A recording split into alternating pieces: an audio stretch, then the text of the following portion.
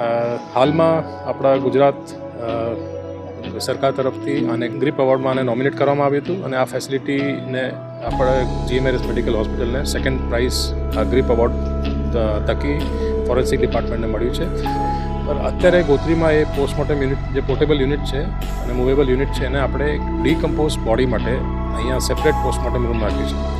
કોઈ બી ખરાબ હાલતમાં મ્યુટિલેટેડ ડેડ બોડી જેમ કે ડ્રાઉનિંગનો કેસ હોય છે, ફાયરના કેસ હોય છે અને 4-5 દિવસ પછી ડેડ બોડી મળે તો એ બહુ ખૂબ જ ખરાબ હાલતમાં મળતી હોય છે. તો એવી ડેડ બોડીઝને એમનું પોસ્ટમોર્ટમ કરવા માટે આપણે આ સેપરેટ ફેસિલિટી યુઝ કરીએ છીએ જે આપણા મેઇન પોસ્ટમોર્ટમથી અલગ છે. જેના માટે હું ફોરેન્સિક ડિપાર્ટમેન્ટને અભિનંદન પાઠવું છું.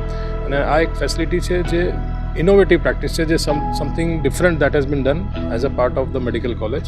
એના માટે ગુજરાત સરકારે આપણને સરાહના છે અને ફોરેન્સિક ડિપાર્ટમેન્ટને તમારા વતી અને સરકાર તરફથી જે આવી પ્રોત્સાહન મળ્યું છે એના માટે હું અભિનંદન પાઠવું છું. મૂવેબલ પોસ્ટમોર્ટમ રૂમનો મુખ્ય હેતુ એ કે જ્યારે આપણે એક દુઃખદ ઘટના ઘટી હતી પ્લેન ક્રેશ જેવી ઘટના, કદાચ એવી કોઈ ઘટના ઘટે તો ઇઝીલી આપણે પોસ્ટમોર્ટમ કરી શકીએ, કોઈને તકલીફ ના પડવા દઈએ અને મેડિકો લીગલ કામગીરી સુગમતાથી થઈ શકે એના માટેનો અમે એક ઇનોવેટિવ આઈડિયા મૂક્યો હતો જે હાલ કાર્યરત છે અને અત્યારે એમાં 8 જેટલા ડીકમ્પોઝ બોડીના PM કરેલા છે. તો આ સમસ્યાના નિવારણ માટે અમે ડીકમ્પોઝ એટલે કે જે બોડીમાં સડો આવેલો છે એ બોડીના અલગ રૂમનું અમે વ્યવસ્થા ઊભી કરી હતી.